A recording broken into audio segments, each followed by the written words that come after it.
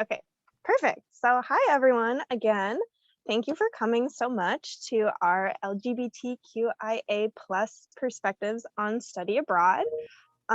We have so many exciting panelists here today, some of which are IES staff, some of which are IES alumni, and they're all here to talk about their different queer experiences while studying abroad, working abroad, all of that good stuff. My name is Robin Deering. I am a program advisor here in the internships department, specifically for Milan, Rome, Paris, our virtual program. I use she, her pronouns, and I do identify as a bi woman. And I'm going to be one of the moderators today. And then I will pass it over to our other monitor, Hannah. Hi, everyone. I'm really happy to be here today. And then, yeah, just to call it Heath's note, thank you, Jason, for the really cute backgrounds we all have. So we first wanted to note today that obviously there are only 9 of us here, and we couldn't even begin to cover the diverse identities or geographical regions that, you know, we want to speak to. But we encourage you all, if you have like specific questions or ongoing questions, to reach out to our diversity department via the email diversity@iesabroad.org. They'll be able to help you get in contact with with one of us if you'd like. So you can name drop us or somebody else who would maybe have more insight into your specific question or query. To introduce myself, I'm a program advisor for Milan and Buenos Aires. I use she, they pronouns, and I identify as queer. And yeah, Heath just dropped the diversity email in the chat. Thank you, Heath. Yeah, and I'll bump it back to Robin now. Cool. So I'm gonna share my screen really quick. Can you guys see that, other panelists? Yes, awesome, cool. So before we started, we just wanted to show a quick map to kind of familiarize everyone with the laws and protection in relation to sexual orientation, specifically in all of the countries that IES Abroad operates in. So today we try to get panelists that kind of represent all of the various regions that IES Abroad operates in, but of course we could not, if we had a panelist for every country, this would go on for hours. So just to like give you a quick idea, all of the like countries in like the bluer toned colors, they have some sort of legal protection against discrimination, whereas all of the countries in more yellow and orange tones have some type of actual criminalization against consensual same-sex sexual acts between adults. As you can see, any of the countries that are grayed out are just countries that IES doesn't currently operate in. But as you can see, for the more extreme criminalizations, IES does not operate in those countries either. We don't have any red countries on the map. But yeah, that's just kind of a overview of IES like as a whole, and all the places that we may or may not touch upon today. So I will throw it back to Hannah. Yeah, so we're just going to go around and briefly introduce all of our lovely panelists today. I'm going to start with Alfonso Kadim Fife, Kadim Alfonso Fife, my bad, who is an IES alum. Kadim is a New York City-based Jamaican-American fashion designer. He studied abroad in IES with Milan in 2011, and he currently serves as the head of design for multiple activewear startups. His design work has been featured in People, Cosmopolitan, Fashionista, and USA Today. Whoa! And he was named in Out Magazine's 2020 Out 100 list. So thanks, Kadim. And I'll introduce our other alumni that we have here, Elena Pollan. Elena is a digital campaign manager at SCORE, which is an educational site that helps students search for and apply to colleges. She studied abroad also in Milan, but during 2018, which was her junior year of school, and she loved every moment of it. her words, not ours, I promise. She's the host of What I Wish I Knew Before College, a podcast series for students, and is a co-leader of an employee diversity, equity, and inclusion group. And as a panelist, she is super excited to talk with students and celebrate Pride. So thank you, Elena, for coming. Of course. Hi, everybody. Now we're gonna hop over to our staff. So first of which is Alex DeGala. Alex DeGala works at IES Abroad as a program specialist for SAF, advising students from East Asia on their study abroad experiences.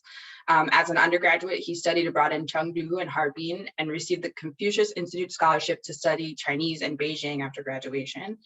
While working in China in the years following his studies, he volunteered at the Beijing LGBT Center, Shanghai Pride, and the Shanghai Queer Film Festival, which is super cool. And next up, I have Myrtle Washington. And Myrtle is a project coordinator for SAF here at IES and has been working for IES Abroad for the past 3 years. During her time with our organization, she has served on the diversity committee and has helped establish such initiatives as employee affinity groups, which is part of the reason we're all here today on this panel. And as a college student, Myrtle studied abroad in Ghana, conducting research on Black identity formation. Her international experience helped to shape her career path in higher education, working to develop student success models for those amongst marginalized and underrepresented backgrounds. And next up, Heath Thompson.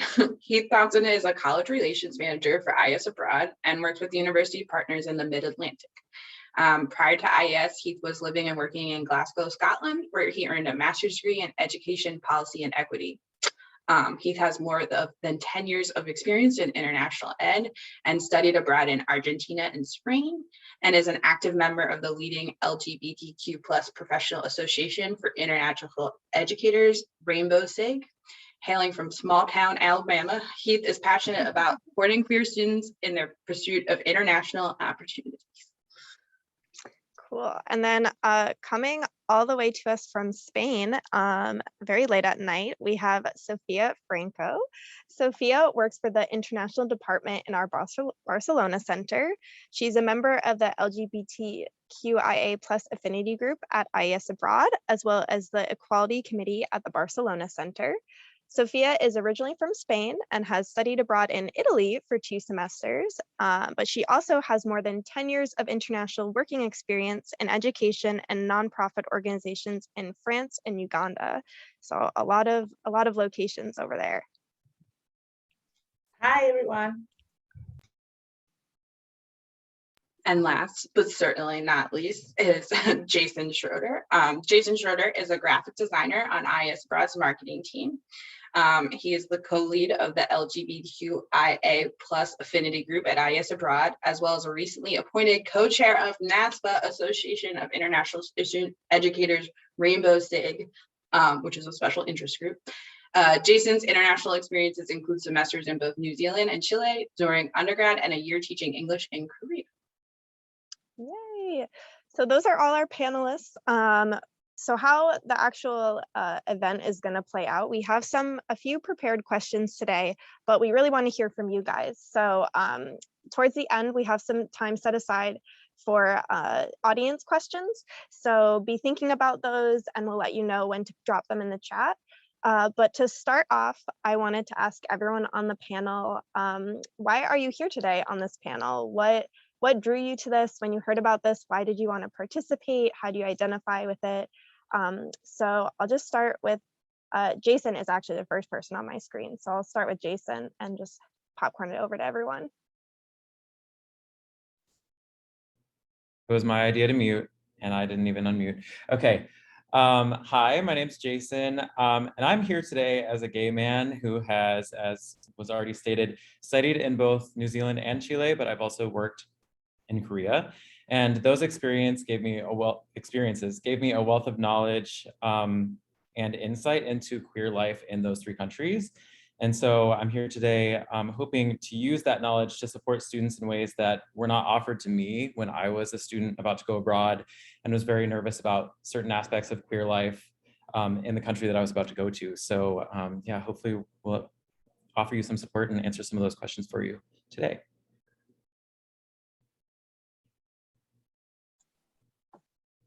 Awesome. Thank you, Jason. I will then send it over to Alex. Okay. Hi, everyone. This is Alex. So as for why I wanted to be here on this panel today, just to give a little bit of context, like when I was starting college, that was actually when I first started coming out to friends and eventually to family. And so for me, it was, it was a little bit difficult at first getting used to it, but, eventually I started kind of settling into it. But it was also at the same time that I realized I did want to go abroad and that I wanted to go to China in particular, because I was studying Chinese and I was very interested in the culture and the history. But at the same time, like I knew that China wasn't particularly LGBT friendly. And so there's definitely a lot of hesitation, but I went through with it anyways. And I think overall I had a very positive experience in spite some, pretty large challenges that exist there. So to go back to the question, why do I want to be here today? I think I'd just like to share my experiences with anyone who is also considering going to a location that might not be so LGBT friendly on the outside, but, to share experiences to say that, there is a way to thrive there and that those experiences can be worthwhile. So yeah, looking forward to the rest of the panel. Awesome. Thank you so much, Alex. Let's send it to one of our alumni next, Kadeem. Hi, again, my name is Kadeem. Thank you so much, IES, for reaching out and having me on this panel. I'm very happy to be here today. I think this is a super important question to start with. I'm here because I think it's important to always live out and proud no matter where I go. And as a frequent traveler, and certainly when I was a study abroad student, I brought my queer and Black identity to a place where I wasn't sure if that was going to be accepted. So I think it's very important that I just, come on and share my experiences and talk about who I was then and kind of like who I am now and how IES Abroad Milan played a part in that. So thank you again for having me. Awesome. Thank you. We're so happy to have you here. And I'll go to Myrtle. Hi, everyone. I'm very excited to be here today. I identify as a lesbian, and I feel like I wanted this when I studied abroad 10 years ago. I feel like it would have been really helpful. When I went to Ghana, I went very much so as like an African-American studies major, and I was there to kind of think about Black identity from a different lens, but I really came like head to head with my queer identity at the time, and it totally changed me. So I feel like that was a really important experience for me to have, and I don't think I would have had it if I wasn't abroad, if that makes sense. So yeah, I'm happy to talk about it. We're happy to have you here. All right. Now going down my list, Elena. Hi, everybody. I'm really excited to be here and to talk about this. So like Robin said, I studied abroad in Milan in 2018. And when I went abroad, I didn't know anybody. So I wasn't going with people that I knew from school or anybody like that. So I was pretty nervous and I didn't really know what kind of queer community I would find, but I unexpectedly did find one in a lot of the people that I met there. So that's really why I wanted to be here today, especially if you're a student who's going abroad and you don't know anybody. It is certainly possible to find a queer community. So I hope that you find some advice and hopefully some comfort in our talk today. Thank you. Let's go to Sophia. Hi, so I'm Sophia and I identify myself as a bisexual woman. I'm here because I really feel like visibility matters. When I feel represented by the queer community, I have like positive feelings, a feeling of like we do exist and we do matter. So I like being part of it. That's why I'm here today, to share my experience with our students and make them feel that they're safe in the IES community. Thank you, Sophia. And last but certainly not least, we have Heath. Hey, y'all. Really excited to be here today. I think there's kind of two main motivators that's playing into my participation. One, I just want to see more queer students go abroad. Coming from small town Alabama, like Hannah mentioned, it was the most transformative experience for me and played a huge part in my identity and sort of comfort level in being who I am. And then also to provide more support for queer students who are interested in going abroad, wanting to go abroad, or are in the process about to go abroad. I think that we can do more because there are special considerations for our community that, that others don't face. And not only do I want you to go abroad, but I also want you to have a really successful experience when you do go abroad. And so that's where I can give back and offer feedback and support, and really excited for this opportunity with the panel to do that. So thanks, y'all. We got everyone right, Robin. Cool. I have literal chills right now, not to be super cheesy, but I'm so excited that we're doing this, and those introductions were great, and I'm so happy you are all here and that our students can kind of see queer people in this realm existing. And Robin and I are both advisors and front facing, and so just having, like, we both studied abroad too, and I studied abroad in China like Alex, and having these resources is just such a cool thing.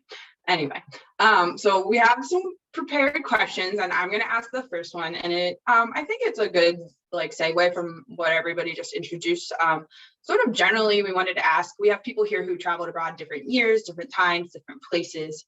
I guess a way to phrase it is like, how out were you when you were studying abroad, and who were you out to?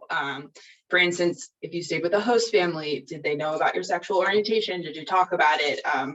So there's kind of like, I guess a general feeling of like, and how comfortable did you feel in different situations being out? Like Kadeem, you spoke to that a little bit, bringing your queerness and your Blackness to the places you were traveling. So maybe we can start with you if that's okay. Yeah, absolutely. I'm happy to take that question first. As I mentioned, I always carry both of my identities very openly, no matter where I go. Obviously, the Blackness can't hide that. That's just very, that's the first thing you see when you see me. But my queerness is also quite prevalent because I'm more effeminate. And I think like the way that I dress and kind of carry myself tells a gay story, which I'm happy about. And so when I first got there, I remember an important thing for me was to clarify that I was openly gay on my application and my housing application, and that if I couldn't necessarily room with another gay student, I would at least like to room with someone who has said that they're, an ally or open to it, or whatever the terms we were using at the time. And so I lived in a house of three other Americans, and then one Italian host. And they were all straight, but honestly, I felt very open as soon as I walked in. I mean, as I said, show up at the door with both my identities, and they were very welcoming to me, which I understand is not necessarily always the experience. So I went in prepared for that. Even today, we've made a lot of progress, but that doesn't mean you might not face adversity. So I always come prepared. And in that situation, I just said, these are three straight guys. All three of them were in fraternities. I wasn't really sure if they were going to like me, but we all ended up being really close while we were there, and I've kept up with some of them. And so I think the important takeaway from there is to just enter with your full self, and then make adjustments if you feel like it, based on what your living situation is, because I know from other people that they didn't necessarily have welcoming experiences, but from mine, I definitely had a good one, and it definitely shaped my IES Abroad experience. So I'm really grateful for that. If I could jump in right behind you, Kadeem, I think that's really important that you mentioned about visibility. And I think part of my experience kind of coming out to people when I was in Ghana was that I wasn't assumed to be gay as a cisgendered, feminine presenting woman. It's not something that I was assumed. And so I actually had a sit down meeting with with the people that I was in a cohort with. I was like, there was probably about half the program went on, and I didn't mention my identities at all. There was a lot of going out. There was a lot of talking to men. There was a lot of, stuff, socializing going on. And I would just participate. And then at some point I was like, I kind of should talk about this. And it was really great. All the students that were on my program were from the US, and we had a really, kind of similar understanding. And at some point I also came out to my one of my host family members. It was one of my host sisters, I guess, who was in the house with us. And it was also a really positive experience, which was really great considering that we were kind of told that, being queer was not something that was very openly accepted in Ghana at the time. And so I felt really nervous to do that. But at points, I kind of was able to kind of control how I came out and to who. Yeah, I can share with you also my experience of coming out at IES when I started working there. So when I arrived, I felt like people were very open. Staff is very open about their sexual orientation. There are other members of the team, part of the community. So I felt from the beginning very safe about sharing that. That's why I feel like visibility is very important, because it gives me like a safe space to share my own sexual identity. Now I also remember like the first year we had like training for the staff about queerness. And so I felt like, okay, so this is a place where I can be open and, like they really care about all these matters about the LGBT community. So for me, it's very important to, feel like I'm part, like the people are part of that also. So that's, it's very important for me to hear other people. So it's like, okay, so I'm safe here, I can do it.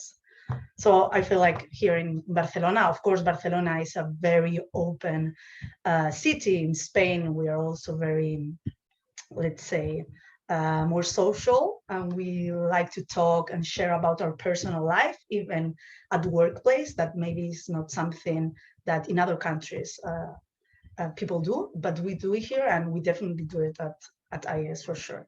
And I always make sure in my desk that I have my flags and make sure that the students know that they're, welcome also.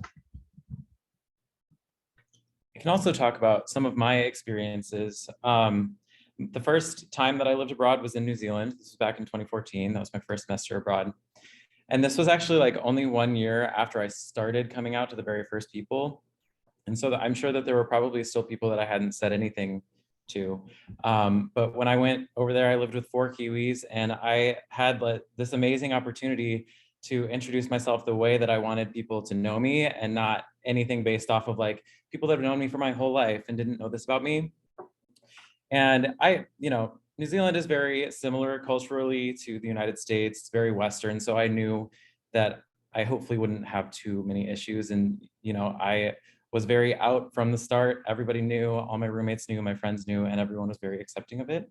So it was a really great experience. And then on the flip side, I went abroad to Chile, and one thing that I should have done that I did not do was research as much as I could about what the queer experience is there, because I went into it knowing that it was a very Catholic country and thinking, well, because it's a Catholic country, they can't be super accepting, and I'm just gonna hide from my host family, basically, because that was one of the big differences, was that I was living with a host family instead of people that were also students. And so it was kind of a funny situation, because I have been with my partner now for 7 years, including at the time. So we would Skype every single night. And so even though I never said anything to my host mom, she one day asked, like, do you have a girlfriend? And I said no, because we were talking about my host brother's girlfriend. And she said, well, do you have a boyfriend? And I said, yeah, Michael. And she knew who Michael was because he had come to visit. And at that point, she was just like, oh, I like Michael, he's great. And it was all fine. And she would talk about it with me from there. And so I guess that also taught me a lesson to not assume anything about anyone. While not everyone does have a super positive experience like what I had, it's very possible. Yeah, I would love to share my experience with this and like coming out to roommates. When I got to Milan, like I said, I didn't know anybody, and I was also in a random apartment. So I was in an apartment with other students who were randomly assigned. Some of them were friends with each other beforehand. So going into it, I was like, all right, I'm gonna have to have this conversation because I'm very out on Instagram, and I knew we were all gonna follow each other. So I was like, there's no, we're gonna have to talk about it, which was fine. I was excited to. And right when I walked into the apartment, I kind of got a vibe from one of my roommates that maybe she was queer too.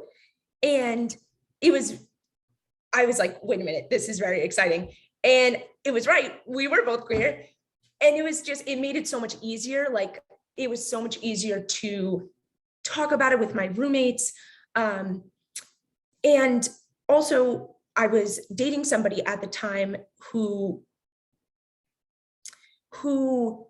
I was just, I knew that they were going to like see if they were dating, that we were dating, we would be FaceTiming, stuff like that. And I was just nervous, and everybody was so accepting, so open, and we ended up all becoming really great friends and are still friends to this day. So I hope that if you are also in like a random roommate situation in your apartment, that you have such a positive experience as well. And similar to what Kadeem said, going in as your full self and then sort of adjusting as necessary, I feel like is a really great way to approach it. Yeah, thank you guys all for sharing that. I especially want to note what Jason said about going your first time abroad and not necessarily even being out to many people at home. I feel like that's a common experience for some students of like not, at least for me, like I wasn't even really, like I didn't even know when I went abroad really what my queer identity was. And I, like looking back on it now, I feel like I participated in a lot of activities that kind of now support my queer identity without even realizing it. And it was just a fresh start. These people didn't know me. They're not like the people I've been going to school with for like my whole life. So it was like a chance to explore those things. And that kind of leads into our second question, which is probably our most fun question on our panel. We want to ask what were some activities you took part in the queer community? They could be like, did you go to Pride in your location? What was the nightlife like? What was dating like? I know we've had a few ambassadors for IES do blogs on dating and the likes abroad. So yeah, what was all of that like? I can start with this one if that's all right. So thinking about some of my more recent experiences, the last place I lived in China was in Shanghai. And I did go to Pride there before COVID kind of ruined everything. So I went to Pride there. I also volunteered for Pride and for the Queer Film Festival. And so in that capacity, I was doing sort of a translation of their articles, just making sure that they were getting out in English to everyone as well.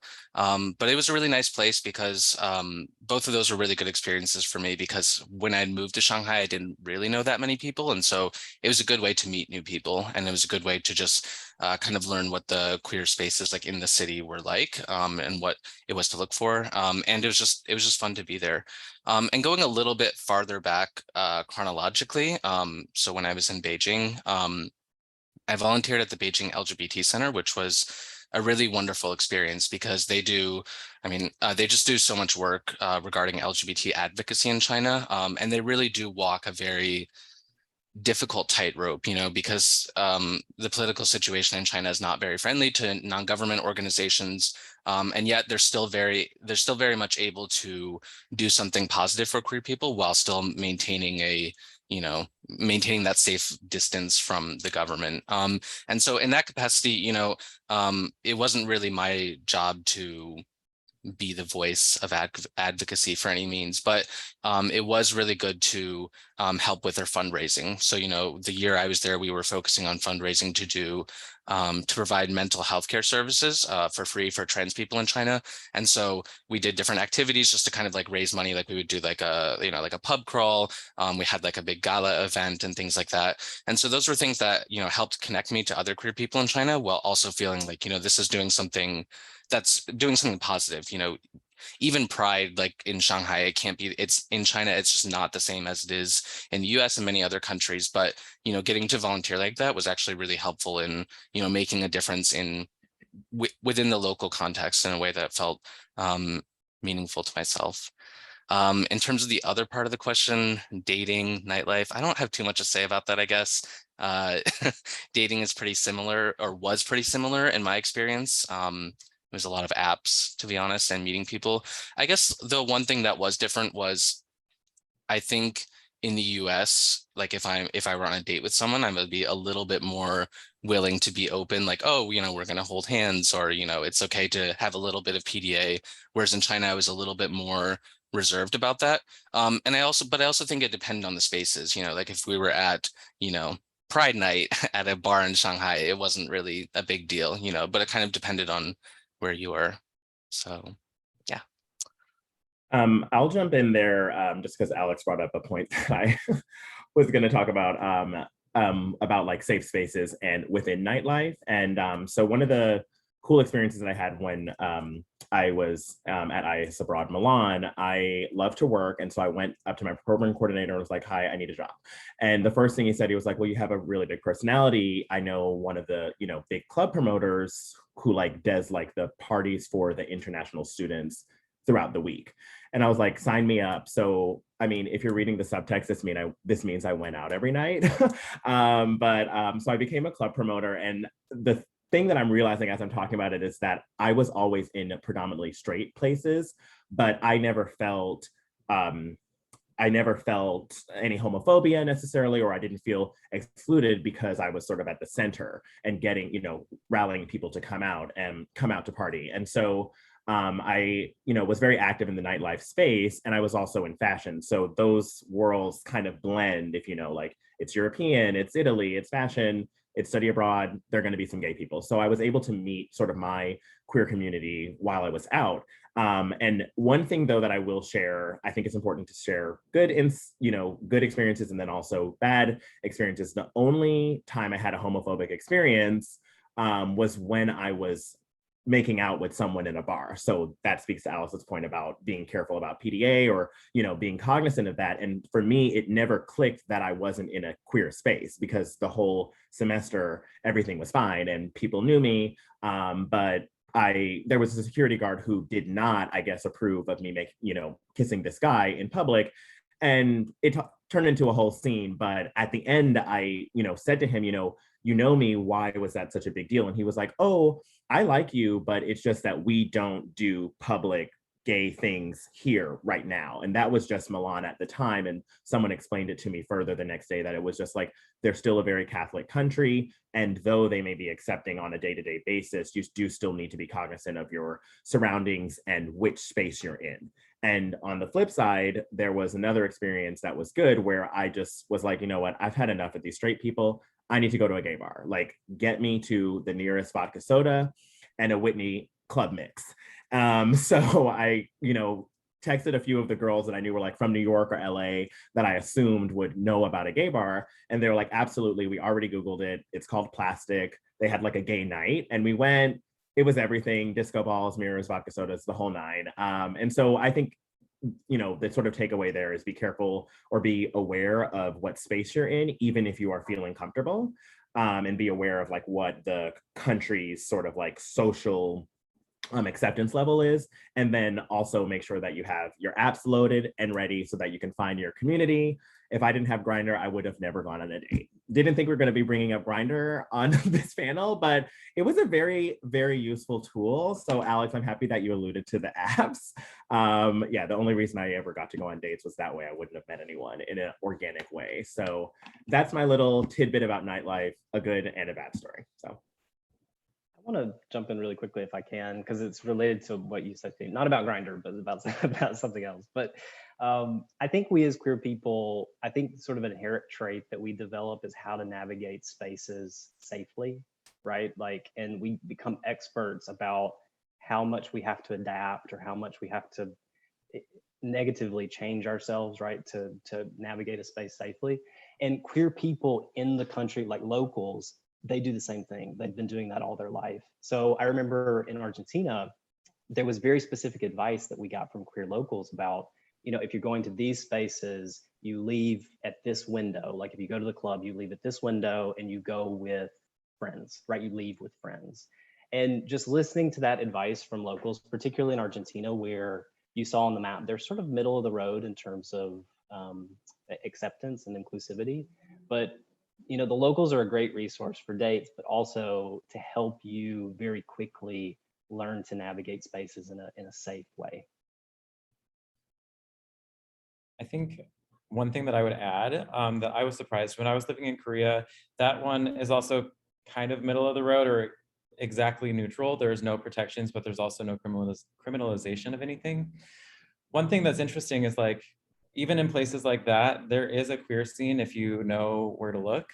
So it's not like outward. And actually, like if you say I'm gay to a Korean, most of the time they like don't, it seems like they don't compute it. They're like, what is that? We don't really talk about that. We don't have anyone like that here. People don't really talk about it in their everyday lives, but there are gay clubs in Seoul if you know where to look for them.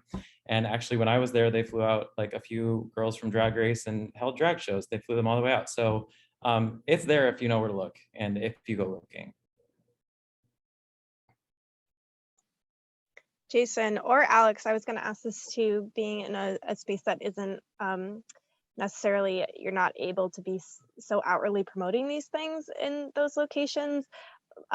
Like, how did you find those spaces? Like, what would you say to students who are going to those countries? Like, how do you find the gay people, essentially? How do you find the clubs and things like that?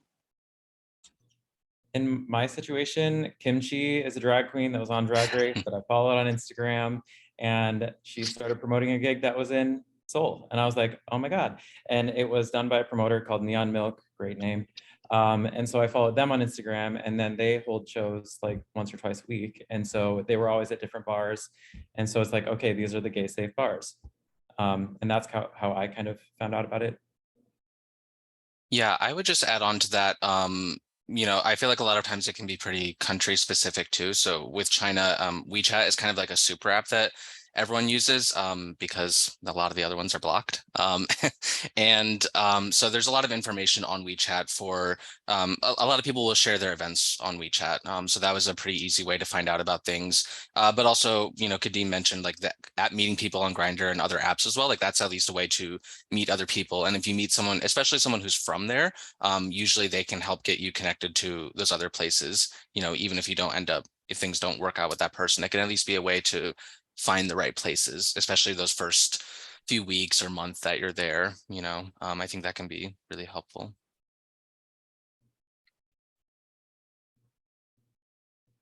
Yeah, thanks everybody for sharing. I think those are really great insights. One thing that came up to me is it's like you have, as a queer person, right, when you're studying abroad, you have two different social bases from which you're assessing where the gay people are.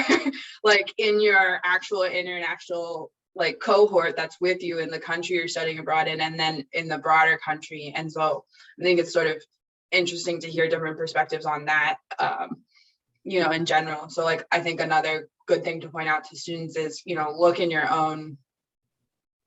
your cohort from the US or other international countries who are studying abroad in the country you're in, for gay people, and hopefully, they've found other gay people and so on and so on. Yeah, but yeah, so thanks everyone for sharing. I appreciate it. And as somebody who studied abroad in China I worked in China in like 2008 because I'm old. It was really nice to hear, Alex, your perspective, because I've talked about this before in the affinity group, but when I went to China the first time, I was sort of just told you just don't talk about it. And so, and then I went to Taiwan later, which obviously has more progressive views in that way. And it was, there was like a big juxtaposition of I could get on the Her app in China, in Taiwan, and search for people, which is not something I could do in mainland China. So anyway, thank you all for sharing. So to kind of caveat, this is more of a general question, and I think again relates to everything we're saying, because everything's related, right? We have all these identities, we have all these issues, and they're sort of all interconnected. But if you had to pick one, I don't know, it doesn't have to be cohesive, but one large piece of advice that you wish you had known, or you want to pass on to other queer people who are thinking about studying abroad, what would that be? And whoever wants to jump in, but I don't know if anyone specifically has a strong desire to speak to this, but yeah. I can go first if we need me to. Something that I would say, just kind of big picture, like you said, Hannah, is I come from a really like small town. I joke that we only have a 4-way stop and McDonald's is 30 miles away. I mean, it's tiny, right? And I lived in Alabama for a long time, up until I was 28, 27. And a lot of it was because of just opportunities and family. And I went to school in Alabama because of financial aid and scholarships and things. And I didn't really realize until I came back that part of the motivation for wanting to study abroad was escapism, was trying to get to a more inclusive space where there was like queers.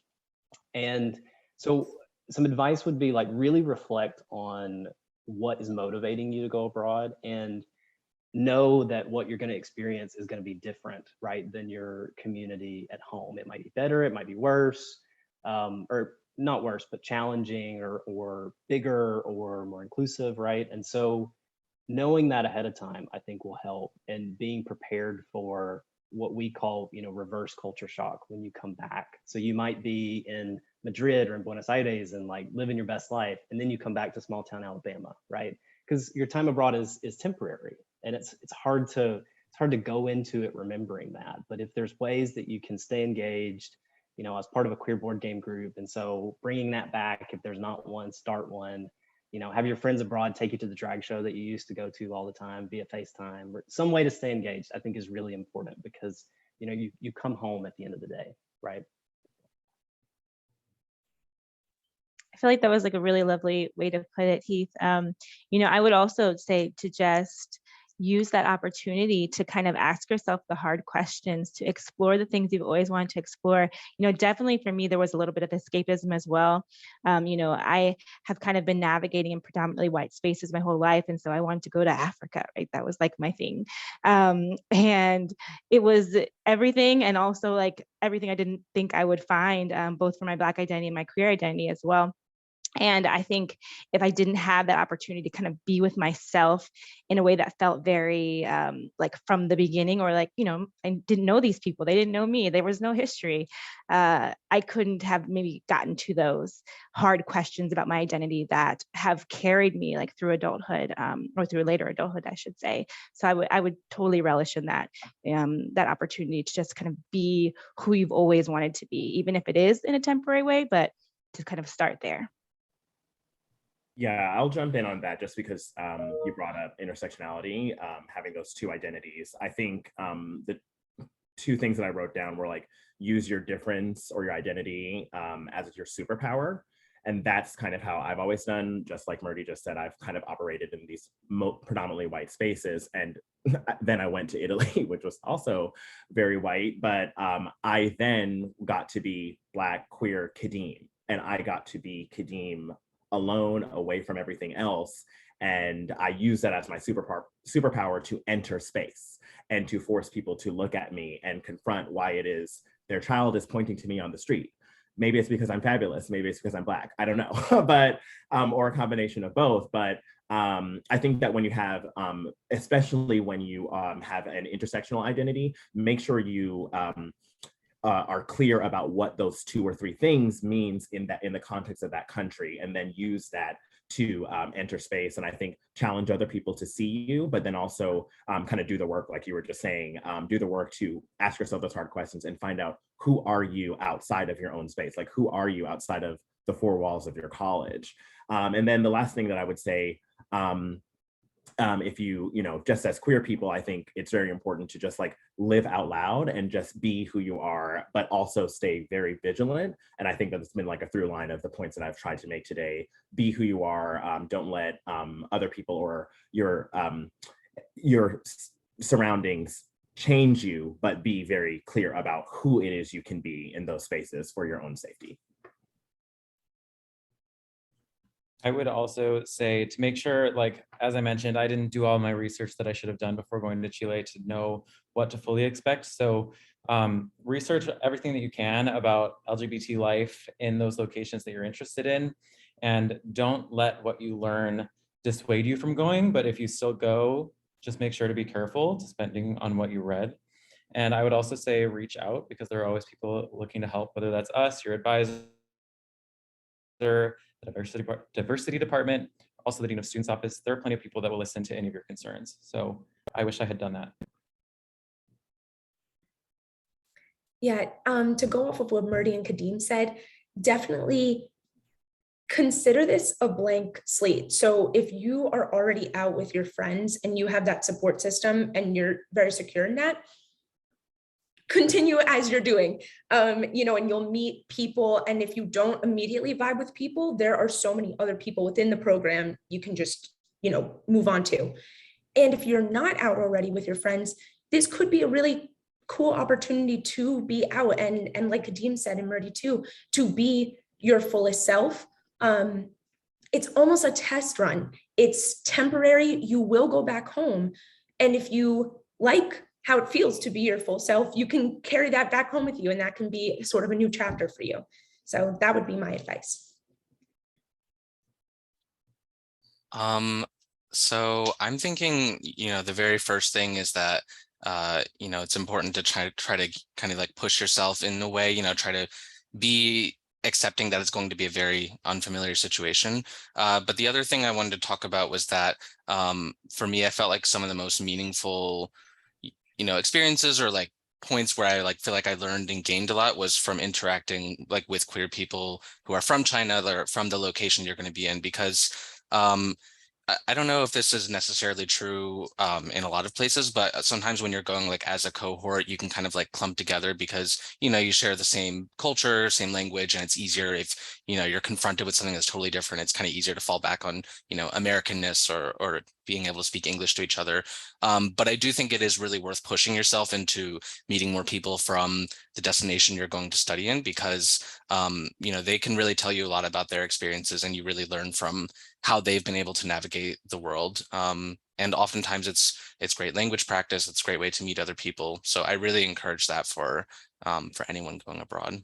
No matter how good you are at the language, it's still worth that push, I think.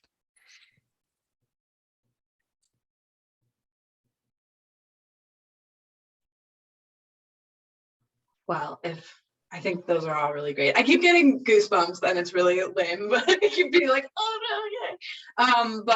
Yeah, I think those are all really good points. I just wanted to highlight something Jason said, where I think sometimes, and everybody said, really, it's, we're navigating our identities in different ways. It's like, who am I going to tell that I go by they, them pronouns?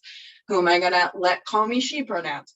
Who am I going to, there's all these things you're thinking about. And I think one thing that came up for me was but I want to feel supported and safe in every way I can.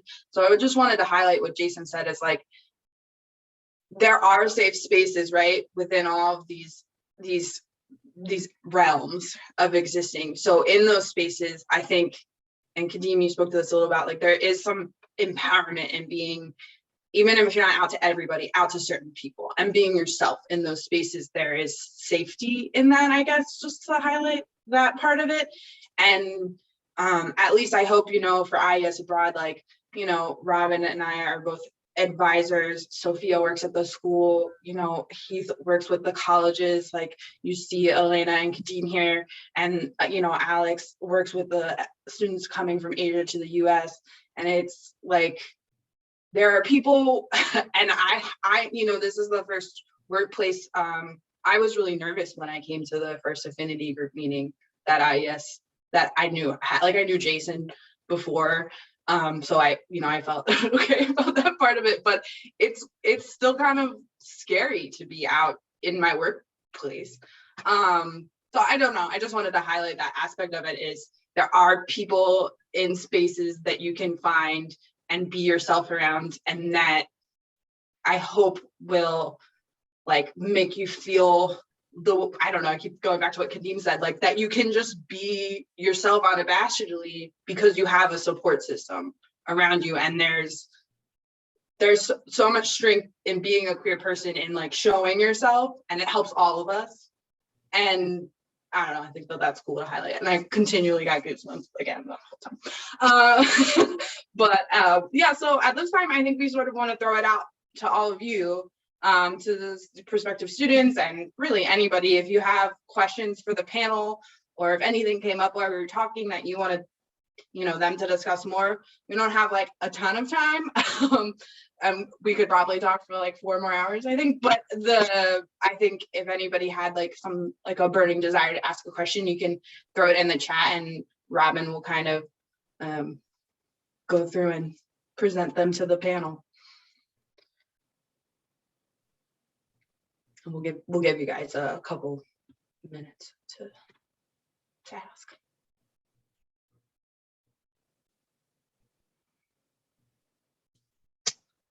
Oh, looks like we got a good one, maybe for Sophia. Shana was wondering how the centers abroad help students navigate and find community. And I know you talked about having the flags at your desk, Sophia, and inviting students to feel more comfortable. So maybe you could speak to that a little bit, if you don't mind. So during orientation session, during the first week, the Students Affairs Department always address diversity and of course the LGBT community. So I feel like it's a good start. Like if you're part of the community and in your first day, your first week, they bring that to the table, is like, okay, I can talk to somebody if I feel like I want to talk to somebody. Maybe I don't feel like, right? For myself, what I do is having my flags that I have here. So I always have my flags on the table, and that really made the students approach me in a way. Or I have a t-shirt that say, I don't know, like something, so I'm saying, like, if you want to talk about something, you can come and talk about something. And I do have students tell me, okay, let's talk, let me know about bars or things that are going on the Pride Month. And that's how the centers in general, through a Students Affairs, which is kind of a little bit more formal, they do it. And then myself, how I do it in Barcelona. And I wish, and I think I would like to do more activities for the LGBTQ community in Barcelona. And I'm sure that, next year we will come up with some ideas for our students. Yeah. Welcome. Yeah, I think too, yeah, we have